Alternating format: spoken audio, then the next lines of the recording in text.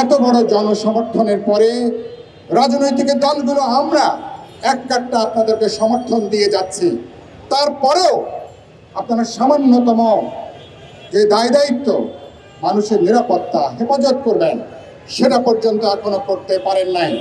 সরকারকে বলতে চাই, কোথায় আপনার দ্বিধা, কোথায় আপনার সংশয়, কোথায় আপনার দলাচল? এগুলো বন্ধ করে দেশব্যাপী যে নৈরাজ্য চলছে, যে সামাজিক বিশৃঙ্খলা চলছে, এগুলোকে বন্ধ করেন। আইন শৃঙ্খলা রক্ষাকারী বাহিনীকে পেশাদারি দায়িত্বের মধ্যে যুক্ত করেন। খুনি অপরাধী এদের রাজনৈতিক যে চেহারাই থাকুক না কেন, সবাইকে আইনের আওতায় আনবেন, গ্রেপ্তার করবেন, ওদেরকে বিচারের ব্যবস্থা করবেন। এভাবে কোনো দেশ চলতে পারে না। 2 নম্বর কথা হচ্ছে, আপনারা জানেন বাজার পরিস্থিতি এখনো পর্যন্ত বেসমান।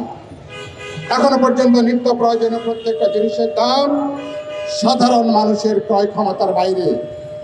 প্রতিদিন এখনো পর্যন্ত হাজার হাজার কোটি টাকা মুনাফাখোর সিন্ডিকেট অশুভ আঘাত করে এখনো তারা মানুষের পকেট থেকে প্রতিদিন টাকা তারা লোপাট করছে।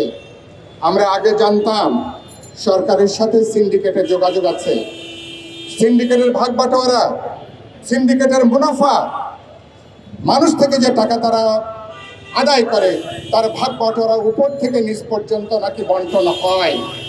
কিন্তু এখন অন্তর্বর্তী সরকার অভ্যুত্থানের পরে যে সরকার গঠন হয়েছে, আপনাদের সাথে তো কোনো সিন্ডিকেটের সম্পর্ক থাকার কথা না।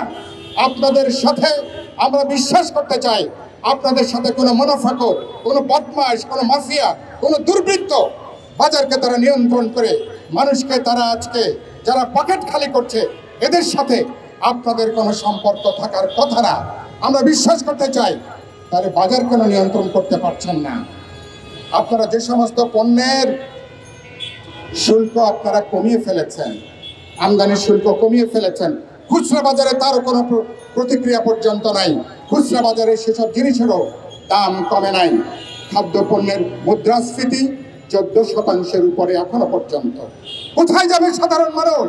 অভ্যুত্থানের পরে যে মানুষের আনন্দ করবার কথা, উচ্ছ্বাস করবার কথা, বিজয় করবার কথা, সে মানুষ প্রতিদিন খাবারের জন্য এখন মানুষ ধুঁকছে। একদিন পার হলে আরেকদিন কিভাবে পার হবে মানুষ জানে না। এক সপ্তাহ গেলে আরেক সপ্তাহ কিভাবে যাবে জানে না। শ্রমজীবী সাধারণ নিম্নবিত্ত মানুষ বাজারের এই আগুনে প্রতিদিন তারা কিন্তু পুড়ে মরছে। আপনারা খেয়াল করবেন, এখনো পর্যন্ত আমাদের সমর্থিত সরকার বলে মানুষ কিন্তু এখনো সরকারকে সহ্য করছে। আমরা যেহেতু সরকারকে সমর্থন দিয়েছি, আমাদের সরকার, এজন্য আমরা এখনো পর্যন্ত বলতে পারেন পেটের মধ্যে পাথর বেঁধে এক বেলা খেয়ে আরেক বেলা না খেয়ে সরকারকে আমরা সমর্থন করে যাচ্ছি। কিন্তু আমি বলতে চাই, সরকারকে মেহরবানি করে মানুষের ধৈর্যের পরীক্ষা নেবেন না। আগেকার সরকার যেভাবে ধৈর্যের পরীক্ষা নিতে নিতে যে পুরো মানুষকে তারা আগুনের মধ্যে নিক্ষেপ করেছে, আপনারা তো আমাদের সরকার, ছাত্র, তরুণ, রাজনৈতিক দল, জনগণের বিপুল সমর্থনে আপনারা সরকারে এসছেন। কেন বাজার নিয়ন্ত্রণ করা যাবে না? আমরা বলেছিলাম রেশনের ব্যবস্থা করেন, তার কোনো খবর নাই। আমরা বলেছিলাম প্রতি পরিবারকে নগদ কিছু টাকা দেবার ব্যবস্থা করেন, তার কিন্তু কোনো খবর নাই।